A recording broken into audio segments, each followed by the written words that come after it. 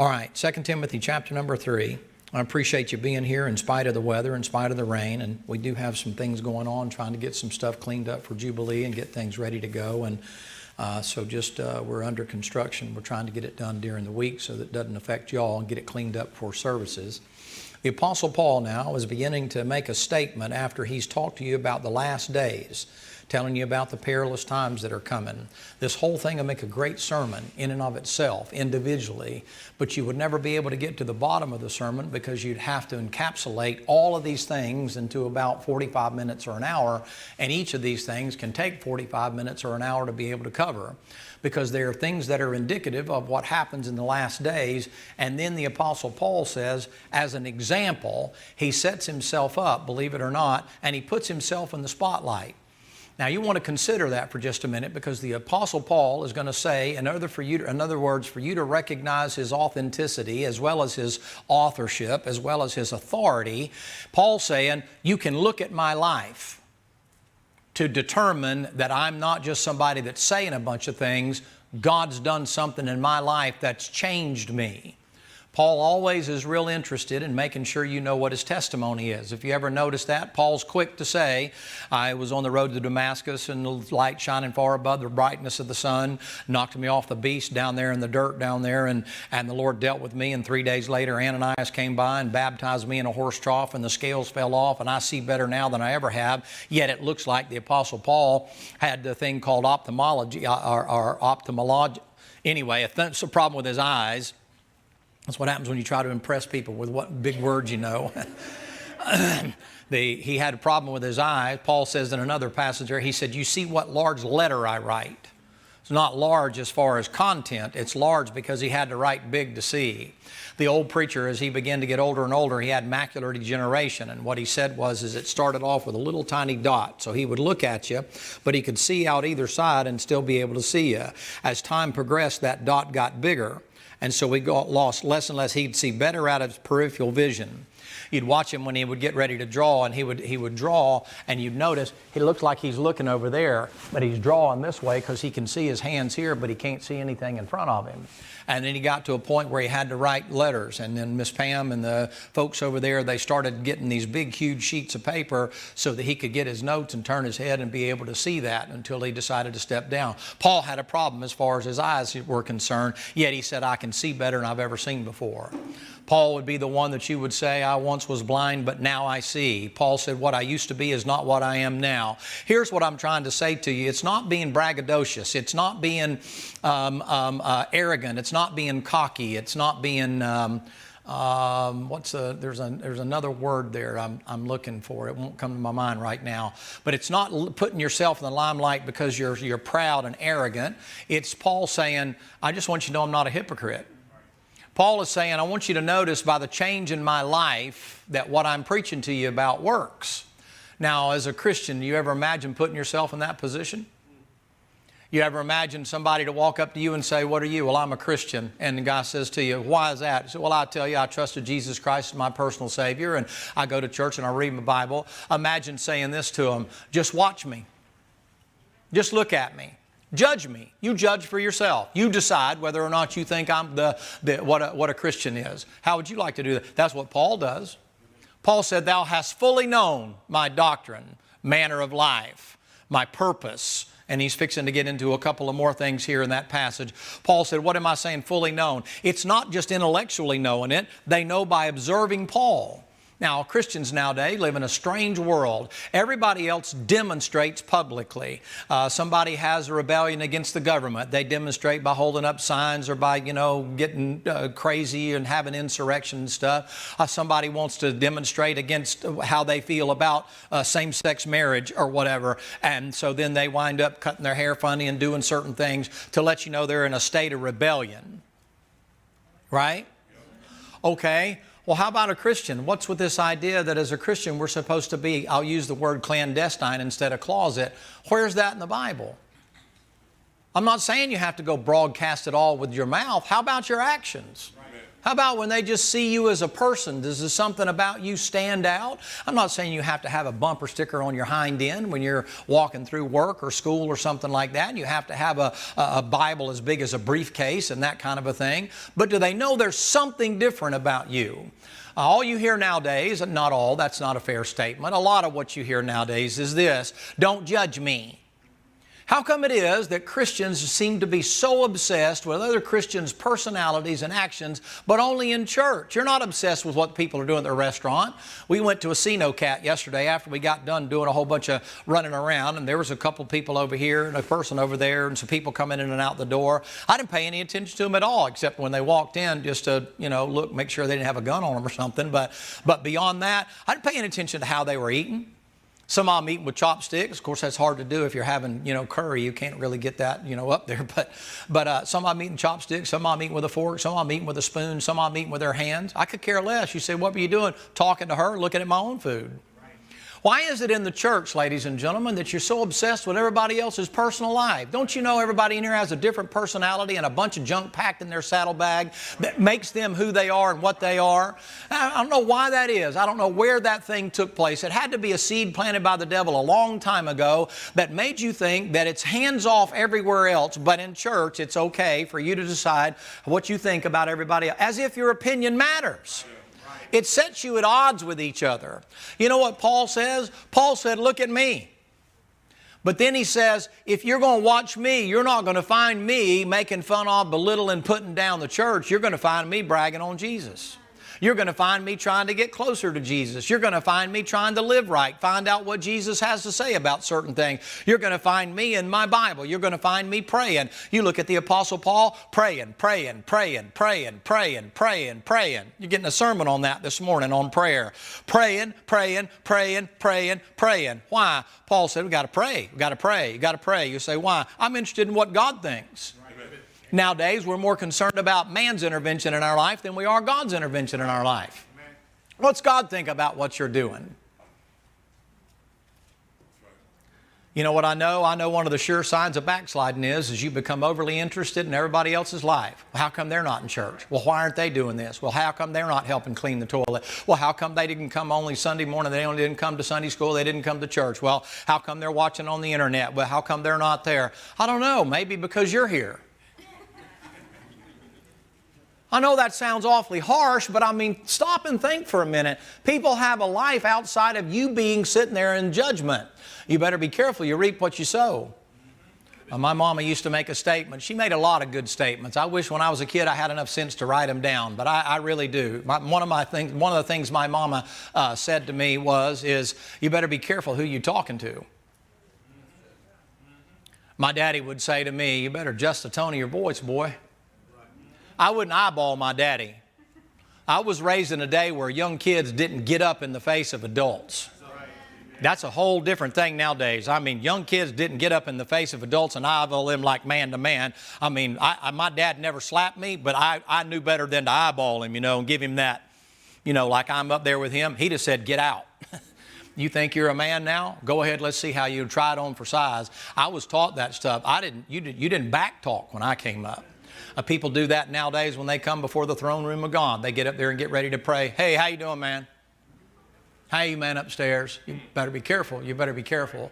My mama said a lot of profound things, and along the way, you know what she'd say? She said, you want to be careful, son, because when you're pointing that finger, remember there's always three pointing back in your direction. Right. That's profound. That means you're looking at somebody else, but have you considered the three things that you got wrong? It's a message I preached a number of years ago. It's a pretty hard message, but it has to do with you having a telephone pole sticking out of your eye, and you need to listen to me now. This is important. I'm going to get to this in just a second, but this is important. This is for Sunday school audiences only, because most of the people wouldn't like this. The message I preach is about having a telephone pole sticking out of your eye, and that you're trying to get a little speck of dust out of somebody else's eye, and every time you turn your head, you're knocking somebody else's head off. You do a lot of damage that way. Fault finders. You know what I know? That's a sign you're backslidden. That's a sign you're out of fellowship with the Lord. Say, backslidden's an Old Testament thing. We can't get that way. No, but you can sure enough get out of fellowship with God. Amen. Keep your eyes off of everybody else. Whether they mask, don't mask, do this, don't do that. Do what you're supposed to do, okay? Quit worrying about what everybody else is doing or not doing. My aching back, man. You're going to draw the line in the sand and die on the hill of what somebody else is doing, whether they're with you or they're not with you, or whether they're... What's wrong with you? Why would you be doing that? What are you, the Bible Baptist police or something? I think you ought to be careful. I think you ought to pay attention. I think you ought to do that. But you don't like me legislating to you, but now you legislate to others, don't you? Don't you? What's up with that, you hypocrite? In the name of Jesus. Don't judge me, don't judge me, don't judge me, don't judge me. You know what Paul said? Judge me. Look at me, watch me. What are you doing that you don't want somebody watching you? I'm not talking about following to your house, watch you walk around in your PJs. I don't want to see you in your PJs. I got no interest in seeing you laying out by a pool somewhere. Greenpeace will be phoning me up saying, hey man, you know there's a whale escaped from the seaquarium down here, and you know, we have a rarity. A great white whale is beached up somewhere and all that other kind of stuff, or an orca or whatever. I ain't interested in that kind of stuff. That's not what I'm talking about, and neither are you. It's not what you're watching on television and what's in your refrigerator and what's in your closet at the house. It's your public testimony. Why shouldn't they watch you? You watch them on the internet, don't you? Don't you watch them? Don't you stay in touch? Don't you make sure that everybody knows what you're doing and where they're going and how things are going? Don't you put out that stuff through all that social media junk? They're watching you. I was away preaching last week or this week, and I got back and I went into a place on Friday with a preacher and his wife there and was talking to him, and my phone went off. I had it sitting right in front of me, and she was back home, so I'm checking to make sure everything's okay, and I pick up the phone. You know what it says? Watching you, watching you. And I immediately look at that, and then I'm looking around, and there's some people sitting over here and some people sitting over here that I knew, but I thought, well, that's Paul. Watching you, glad they didn't catch me doing something I shouldn't be doing, you know.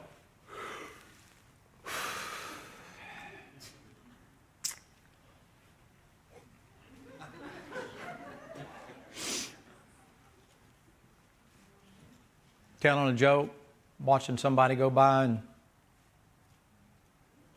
what do you do when nobody's watching? You know what Paul said? I'm not worried about it. Watch me. Yeah. That's what he's talking about here. Thou hast fully known. In other words, the stamp is not just on what I said. The stamp is on what you watched me do with what I said. Now that's where we are here today. Now I want you to notice he's fixing to say something, and it's a pretty hard thing of all the things he said. Fully known my doctrine, manner of life, purpose, faith. And then he says a word called long-suffering. Come to 2 Corinthians 11. Long-suffering. I got to have the faith that God's going to do what He needs to do. 2 Corinthians, that God told me to do, and those kind of things. But man, when it comes to long-suffering, it's hard to put up with other people, isn't it? Sometimes, isn't it hard to put up with other people? Some of you think you're His little hammer, His little screwdriver, or His little wrench to fix everybody else. Nobody is God's hammer or wrench to do that kind of stuff. God can take care of that Himself. As a matter of fact, in Romans 12, you know what He says? If somebody has something against you, you know what He says to you? He said, don't avenge yourselves. He said, let me take care of it. The question would be, are you long-suffering enough to let God deal with them, the ones that hate you and you hate them and you can't stand them? Are you long-suffering enough while God gets their attention to wait on Him to get their attention? Or have you got to do something to orchestrate it? Are you listening to me? You know what happens? You get impatient. You're not long-suffering.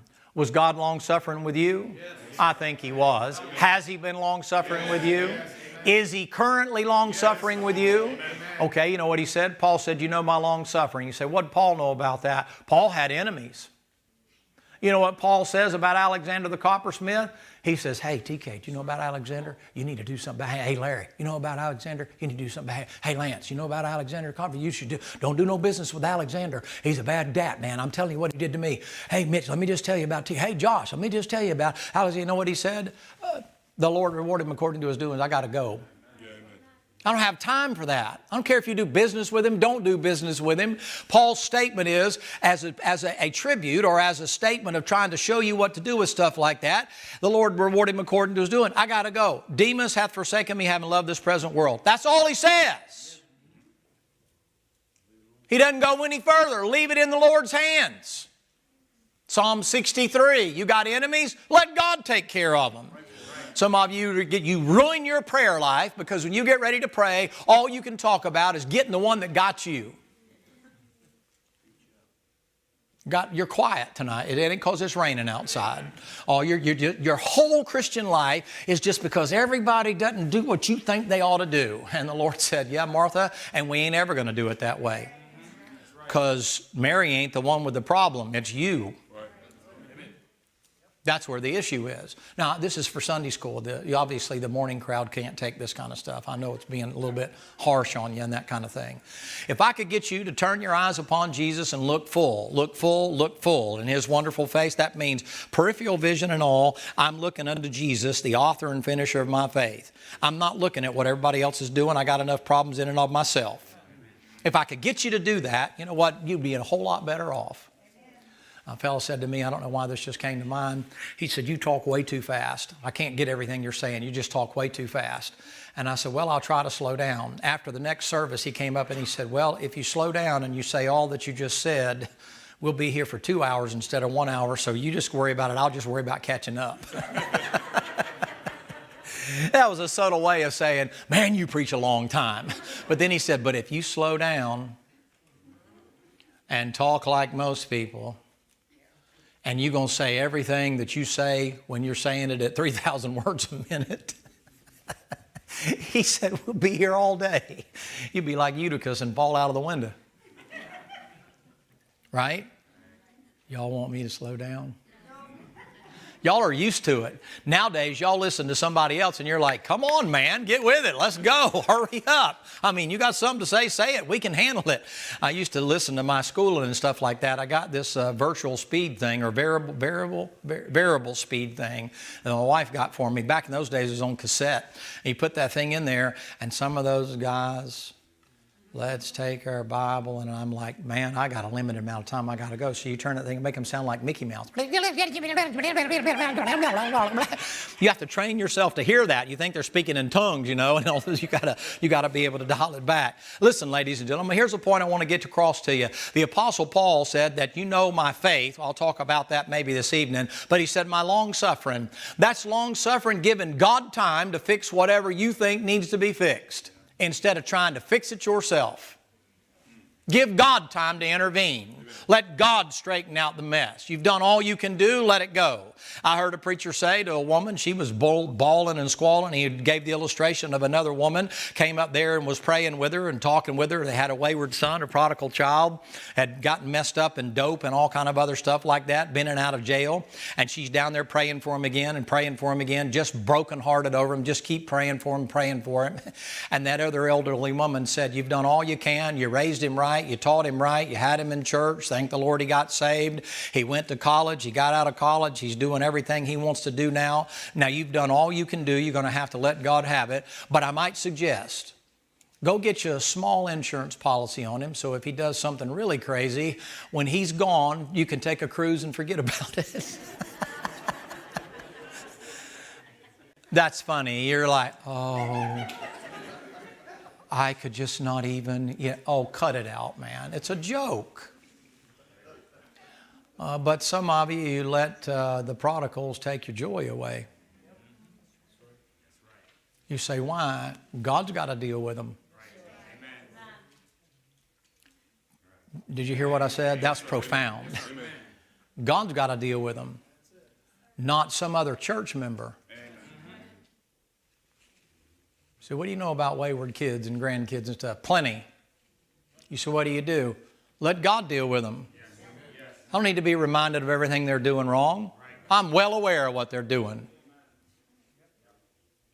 Preacher, if I was you, I wouldn't be putting, okay, you already know about it. That's why you make sure I know about it. Not sure what the motive is for that, but at any rate, I realize we did all we could. I had a preacher call me one time, and he said, you know, they're voting me out of the pulpit today. I said, why is that? He said, because my kids have gone haywire. I said, your kids have gone haywire? He goes, yeah. I said, I didn't even know you had kids. Because when I met him, when I went up there to preach, he said, well, my kids are in their 30s. And he said they hadn't been coming to church for a long time. I said, brother, I didn't even know you had kids. I didn't know nothing about that. You know the verse they used to kick that guy out of the pulpit? He that ruleth well his own household. I said, brother, your kids are out of the house. How can you be accountable for that? He goes, I don't know, but they're voting me out today because of that. Well, see you later. You can't be accountable for somebody once they grow up. They got to deal with God. That's God dealing with them. And that has to do with God's family also. I'm coming to this long suffering here. This is a point I'm making. I don't know about you, but God's been merciful to me. When I grew up, I got saved when I was 7 years of age. And I did pretty good from the time I was 7 till I was about 11. I didn't get in a lot of devilment. I mean, you know, I did some stuff, you know, rang some doorbells and things like that, and let some air out of some tires, you know, but that's about the extent of it. Not all the air, just a little bit, you know, and that kind of thing. Got my tail tore up too, bad for that. Because I got caught. It seemed like every time I turned around, I did something, my daddy would be standing in the driveway. Where you been, boy? He's like, you're supposed to be at work. Why are you here? Something told me to come home, you know. Thank you. I know who that something was now. But at any rate, you know, you do pretty good for a little while. And then I started getting a little older, and I graduated from high school and was deciding about going to college and doing all the other stuff I was going to do. And I came in one night after the deal. My dad said, okay, my dad's deal was 10 o'clock at night.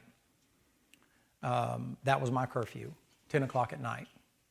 You say, well, that's ridiculous. That's crazy. My dad figured if you're out past 10 o'clock at night, you got too much time on your hands and you're going to be tired the next day. You be home at 10 o'clock. Well, that meant no matter where you were, you got to leave 30 minutes early. That didn't mean 10:01.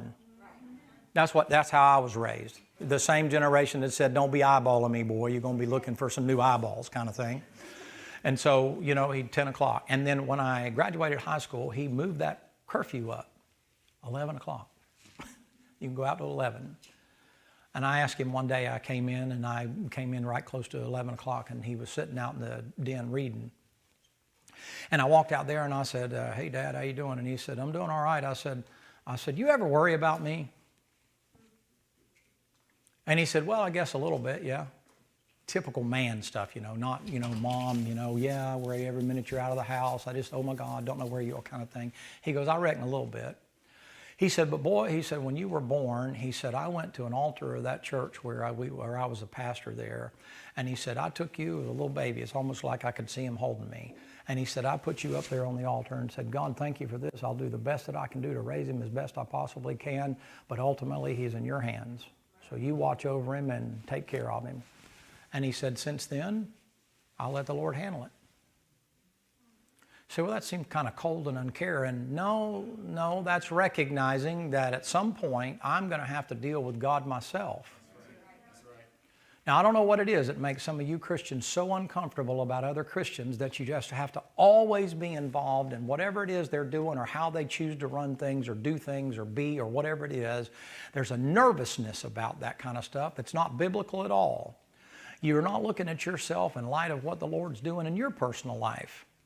You're looking at yourself as if you got everything the way it ought to be, and so therefore you have the liberty to look at other people. That's not long-suffering at all. You know what long-suffering is? Ma'am, it's you putting up with your jerk of a husband at times. You've been married more than 6 weeks. He can do something that can trip your trigger, can't he, sister? I mean, if you've been around him for a long period of time, you know what you've learned to do? You learn to be blind in one eye and half deaf in the other ear, and you just turn a blind eye to it. Lord God, there he goes again, you know. He's got habits. He'll never change. And you ask him 100 times, please don't eat in that chair. And if you do, would you please get the crumbs up so the rats and the roaches don't come in here? And 40 years later, he's still eating in the same chair. That's his way of planting the flag. You ain't going to tell me what to do, you know, that kind of a thing. Sir, you know what that Bible says? You'll get this today in the deal. You know what he said? Husbands, love your wives and be not bitter against them, that your prayers be not hindered. Bitterness, that's a taste thing. The bitterness is something everybody's familiar with. It's something that gets your attention right off the bat, something that's bitter. You know what he says? You get bitter with your wife because she won't shut up sometimes. Was that too plain for you? You know what you have to be? You have to be long-suffering. You say, why? One preacher said, or I think it was the old preacher that said, probably did say it, and he said, you know, she says, you never listen to me, you never listen to me. It goes in one ear and out the other. He said, yeah, and everything goes in your ear and out your mouth. That was a joke. That was a joke. That's what he said. I didn't say that. I'm just saying. You know what can make you bitter? She doesn't do things the way. You know, she's not the woman I married. You're not either, big boy. You don't look nothing like you did when you got married a long time ago. You both have changed. You got to be long-suffering. You say, why? Well, it ain't all about you anymore. You know what you have to learn to do? You have to learn to be long-suffering with each other. You have to be long-suffering with people at work. You have to be long-suffering with people out on that cotton-picking road out there. But you have to be long-suffering in your relationship to God to allow Him time to fix whatever it is that's pestering you. Maybe God put that in there. You know, I call them sandpaper. Maybe God put that person in your life to knock some edges off of you. And instead of, this is why the Lord said to be thankful for your enemies, instead of asking God to kill the enemy, say, God, why'd you put that individual in my life? What's wrong with me that you would allow that to happen? What are you trying to show me? Surely I haven't treated somebody that way. The Lord said, well, now that you ask. Do you see what I'm saying? Watch the Apostle Paul here. Is this making any sense to you at all? I know it sounds like I'm getting on to you. I'm not getting on to you. I'm just saying you live in a different generation now. You live in an entirely different area of time now where people can't just say, what thus saith the Lord. Now it's, well, thus saith the Lord, and then there's this exceptional clause. There's this parenthetical statement. There's this, well, I know what he said, but. And that's what you're going to hear from Brother Lance, I think, Sunday morning. You're going to hear this Saul syndrome. Well, I did it. It might not have been what you thought God wanted done, but it's what I thought God wanted done. God said it. That settles it. Saul's the perfect illustration of the modern believer. God said it, I interpreted it, that settled it. Well, you know what happens to Saul? He loses the kingdom. All right, notice in 2 Corinthians 11, this is the Apostle Paul. Now, we're going to talk about long-suffering for just a minute and give you some verses on it. Paul says this, of the Jews 5 times received I 40 stripes, save one. Isn't that the people he's trying to help? Are you hearing me, Christian? Are you hearing me, Christian? Paul said, I could have myself accursed that I might win those people. Paul said, I have a desire to see my people saved. I gave you that the other day. That's in Romans chapter 10. Paul said to you, I have a desire to see those people saved. You know what he said? The very people I'm trying to help. Are you listening to me, preacher, Sunday school teacher, singer, husband, wife? Are you listening to me? The very people I try to help. Of the Jew, I received 40 stripes, save one, 5 times. 5 times. The very people I'm trying to help persecute me. There I was beaten with rods. Once I was stoned. Suffered shipwreck. Night and day have I been in the deep. Journeyings often. Perils of waters. Perils of robbers. Perils of mine own countrymen. In perils of the heathen. Perils in the city. Perils in the wilderness. Perils in the sea. Perils of false brethren. Weariness, painfulness. Watchings often. Hunger, thirst. Fastings often. Cold, nakedness. Besides those things which cometh upon me daily. The care of all the churches. You going to tell me the Apostle Paul wasn't long-suffering? Having to put up with that? What if you're trying to help those people and all you ever get back is somebody spits on the bottom of their shoe and rubs it in your face? Paul said that's the ministry. Paul said I didn't expect it to be anything but that. But God better grant you the long-suffering that goes along with that in order to be able to do it. Come to Ephesians chapter number 4. It's not patience. Patience, long-suffering is a fruit of the Spirit. And to do it, you got to have a relationship with God. Now, if I were to put you to the test today, Ephesians, is that in the New Testament? There it is. Ephesians chapter 4. I get my mind running too fast sometimes and it don't quite keep up with my mouth. But if I were to test you today and to find out whether or not your relationship is what it ought to be with God, and we were to put as the grading system or the grading scale your long-suffering with other people, how would you grade out? See, what kid stuff, man, what kid stuff modern preaching used to be just not too long ago. If you were a good Christian, you didn't smoke. You didn't drink, you didn't go to movies. As a matter of fact, maybe Brother Larry might remember this, and a couple of you older folks might, but when you joined a church, I mean any church, not just a Baptist church, Independent Baptist church, Southern Baptist church, Methodist church, Episcopalian church, Catholic church, whatever, you signed a decree that agreed that if you were going to join that church, you wouldn't smoke and drink, and you wouldn't be involved in this and that and the other, and you wouldn't go to movies, and some of them had that stuff just as long as you could possibly, look like 95 Thesis nailed out there at Gittenberg, where Luther nailed that thing on the wall. It looked like that thing laying, you sign your name at the bottom of it, making a promise to the church, that kind of a deal. Well, what if your only judgment was just long-suffering with each other?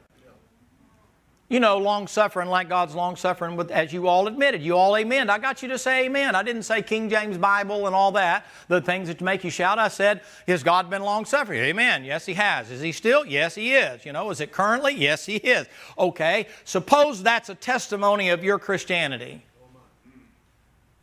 There's your good WWJD. What would Jesus do? Well, I don't know. Doesn't He say, forgiving one another, even as God for Christ's sake hath forgiven you? That's more than just when somebody sinned against you. Can you forgive them acting stupid sometimes? Can you just let it go? Well, you know what? Maybe they're acting out of care. Maybe they had a bad day. Do you ever have a bad day? My aching back, man, I guarantee you. Sometimes my wife will walk in the room and I got my head buried in the book and I'm trying to figure something out, and I'm on a trail, man, and I'm running it like a hound dog's running after a rabbit or a fox out in the woods, and I'm buried down on that thing, and the Lord will fix it where she'll come in there and she doesn't know what's going on. She's got no idea that I'm in the Shekinah glory. I'm up on the mountaintop watching the Lord be transfigured. She's got something she needs an answer to. And she comes walking in there, and she'll say to me, you know, I need to ask you, I need to, and I give her that look, and the Lord said, well, my. Pastor, you can't hit the pause button long enough to take care of the one who's been taking care of you all these years? Now, He's different than He is with y'all, to me. He'll say, you're a jerk. And then I'm like, honey, I'm really sorry. He's like, too late now, bud. Because she can tell by how I looked at her, she'll say, I'm sorry, I can come back later. Man, I feel like a stinking dog.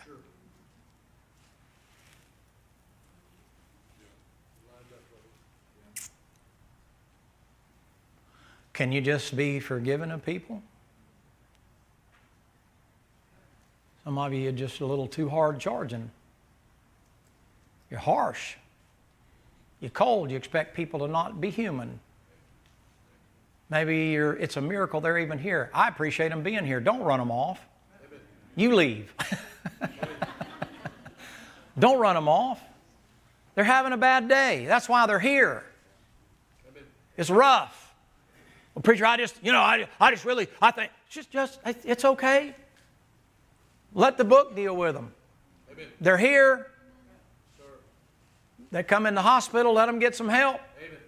Amen. I'm on something here. I'm telling you, you would never think all this stuff's in the passage. But you know what happens? You have to be long-suffering, not just in allowing God to deal with them. Get them, Lord. Get them. Yeah, get them, Lord. Yeah, get it. I mean, you need to straighten them out like I think you ought to do it. You just need to learn to be long-suffering. Be surprised how quickly they'll quit bothering you.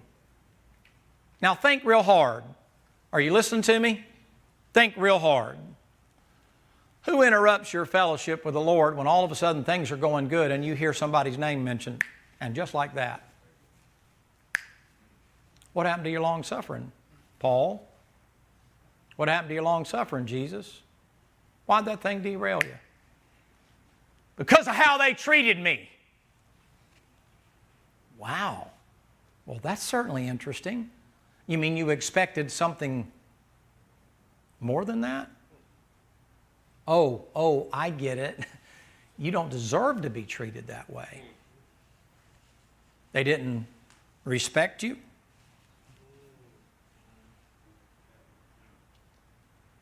Did you earn their respect?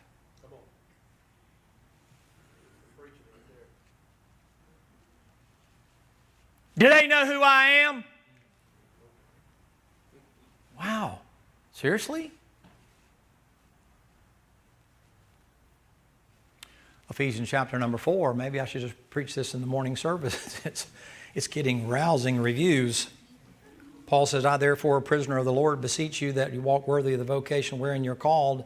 How, Paul? With all lowliness and meekness. With what? Longsuffering. Keep going. Keep going. Well, you kind of trailed off there. In 3 verses right there, you know what the Apostle Paul just said to you? He said, the pressure's on you, not the one talking about you. Look at it, read it. That applies to you. That not apply to other people. That's when somebody doesn't do what's right. How am I supposed to walk? I'm walking worthy of the vocation. What's the vocation? I'm a Christian, right? How do I show that? Lowliness, meekness, long-suffering, forbearing one another in love. You know what that means? Put up with somebody. They're messed up as a soup sandwich. Okay. You got to put up with the Herbies. You got to put up with the Tommies. You got to put up with the big. You say, why?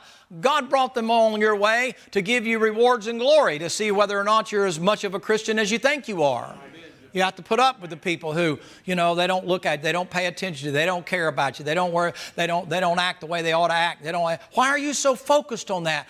I don't know why it is. Some of you think you're in Afghanistan or Iraq or in Vietnam or something. Your head's on a swivel every time you're at church. You're kind of like, did so-and-so get that? Did they see that?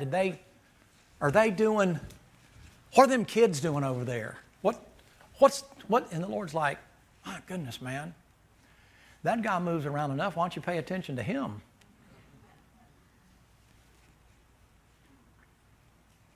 When I was in school, again, back when dinosaurs roamed the earth, this goes back to elementary school. I had a 5th grade teacher. Her name was Miss Brock. I had a 6th grade teacher named Miss Adkins. And both of those two were cut out of the same mold. Both of them looked like what you would call, they used to call them a school marm, but a school mom. I mean, they weren't what you would call real attractive or whatever, and had their hair done up in a little bit of a bun and had the glasses and stuff like that. And buddy, they knew their subjects. And when they got ready to talk, the only time you were allowed to look down or look around was when you were writing a note or something. And Miss Brock had a stick about that long. Don't worry, it wasn't a Catholic school. She didn't come whack you in the head, but the second you looked down, that stick would crack that lectern that she was on, and she'd say, hey, you look at me when I'm talking to you. You hear me? I'm like, yes, ma'am. I had that stick pointed at me more than once. I got sent to the principal's office. Miss Atkins' class. I got sent to the principal's office. No, it was Miss Brock's class. Because I'd created a little insurrection there in the classroom. And I had people looking at me during teaching time, and it really frustrated her. It didn't take her long. They outed me so fast, man. I mean, I had a good portion of the class that was kind of with me, kind of behind me, and I had them, disrupt, and it didn't take them long. Miss Brock said, hey, who told you to do that? Peacock, who told you to Peacock? Everybody's like, Peacock, come here. She called me by my first name, David. She goes, come on, we're going down to see Mr. Prather. Mr. Prather.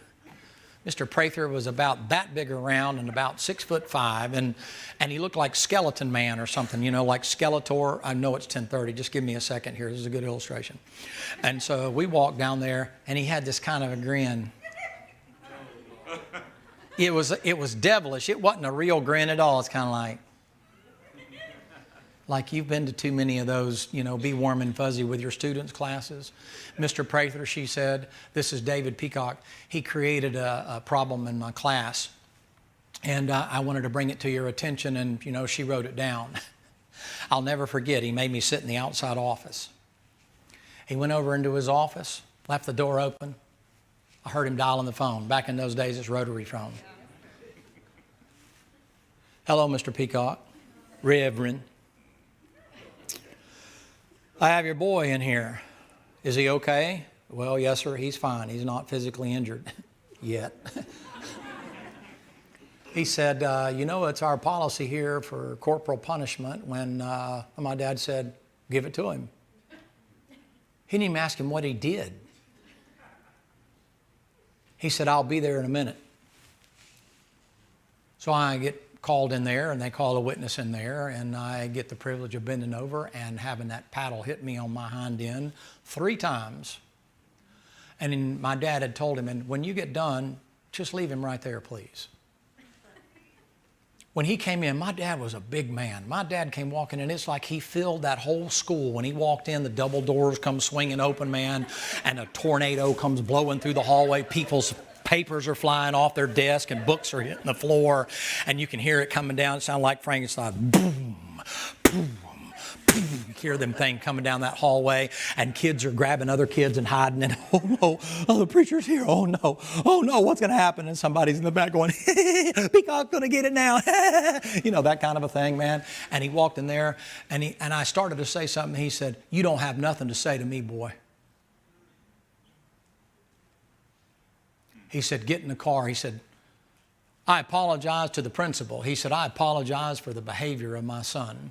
He said, "Would you like to talk to the teacher?" He said, "I don't need to. If she saw fit to bring him here and make you have to do what you did to him to tighten him up, I know where the problem is. Do I need to sign him out?" Mr. Prather said, "No, sir. You can go ahead and take him wherever you want to, sir." He said, "Get in the car, boy." That's one of the longest rides I ever had home. He didn't say nothing. That's terrible. He's kind of like, do something. Then to make it worse, he made me go sit in my room, and I'm like, can we just get this over with? I know what's coming. The rule at my house was, if they have to get onto you there, you're going to get it again when you get to the house. I ain't asking your opinion. See, I know all that's changed. Some of y'all are like, well, now I don't know. You know, you never know nowadays. And not that way when I was raised. Now I realize times have changed. He comes in there and he sits down and he said, "Boy, what have I told you about school?" And I gave him all the dissertation of that kind of a thing. And he said, "Now I want to ask you a question. Did you do anything to get that teacher's attention that you shouldn't have done?" "Yes, sir." "You didn't lie." Because he had cameras everywhere before cameras were even invented.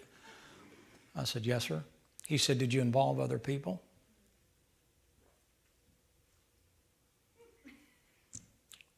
"Yes, sir." He said, "Do you understand why she took you to the principal's office?" "Yes, sir." He said, "And what's the penalty for that?" I said, "I get a whipping." He said, "Do you understand why I'm giving you a whipping?" I said, "Yes, sir." He said, "Okay." He said, "What'd you get?" 3 swats with a razor strap. Tuned me up. I was in the 5th grade. How old are you in the 5th grade? How old? 10 or 11? It's 55 years ago. But I remember the lesson I learned, not the pain I felt. You say, why? My foolishness caused other people to.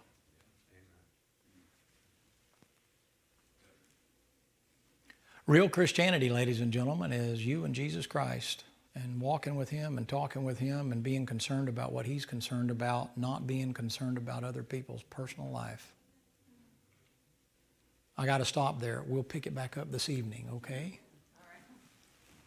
Father, bless your word and be with us as we come for the morning worship. We pray in the name of Jesus Christ. Amen.